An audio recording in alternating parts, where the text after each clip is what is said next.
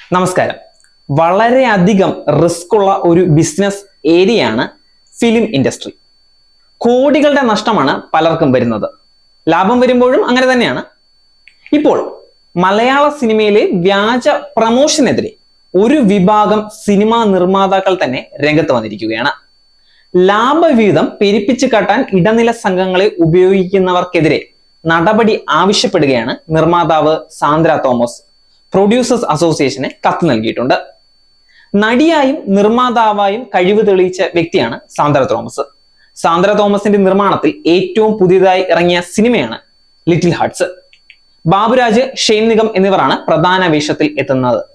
ആ സിനിമ വേണ്ടത്ര ഷോ തിയേറ്ററുകളിൽ കിട്ടുന്നില്ല എന്ന് നേരത്തെ തന്നെ സാന്ദ്ര തോമസ് പറഞ്ഞിട്ടുണ്ടായിരുന്നു. ഇപ്പോഴിതാ പരാതിയും നൽകിയിരിക്കുകയാണ്. അനാവശ്യ പ്രവണതകൾക്കെതിരെ നിർമ്മാതാക്കൾക്കടക്കം മുന്നറിയിപ്പ് നൽകുമെന്ന് സംഘടന അറിയിച്ചിട്ടുണ്ട്. മലയാളത്തിൽ ഇറങ്ങുന്ന ചെറുതും വലുതുമായ സിനിമകളുടെ നിർമ്മാതാക്കളിൽ പലരും കാണികൾ കൈവിടുന്ന ഘട്ടം എത്തുമ്പോഴാണ് വ്യാജ റേറ്റിംഗ് ഉണ്ടാക്കുന്ന ഇടനില സംഘങ്ങളെ തേടിയെത്തുന്നത്. തിയേറ്ററുകളിലേക്ക് കാണികളെ എത്തിക്കുകയും വ്യാജ റേറ്റിംഗ് ഉണ്ടാക്കുകയുമാണ് ഇവർ ചെയ്യുന്നത്.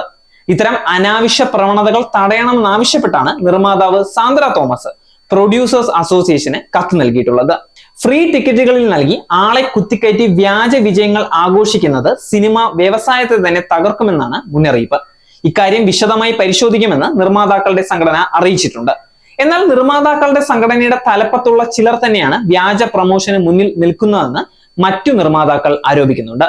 ഇക്കാര്യം നിർമ്മാതാക്കളുടെ സംഘടനയെ പലരും മുമ്പ് അറിയിച്ചെങ്കിലും ഒന്നും തന്നെ സംഭവിച്ചില്ല. ഈ അടുത്ത കാലത്താണ് റിവ്യൂ ബോംബിംഗ് എന്ന പേരിൽ ഒരുപാട് വിമർശനങ്ങളും വിവാദങ്ങളും ഉണ്ടായത്. ഒരുപാട് യൂട്യൂബേഴ്സിനെതിരെ കേസ് ആകുകയും ചെയ്തിട്ടുണ്ടായിരുന്നു. പലരും വീഡിയോ ഡിലീറ്റ് ചെയ്യുകയും ചെയ്തു.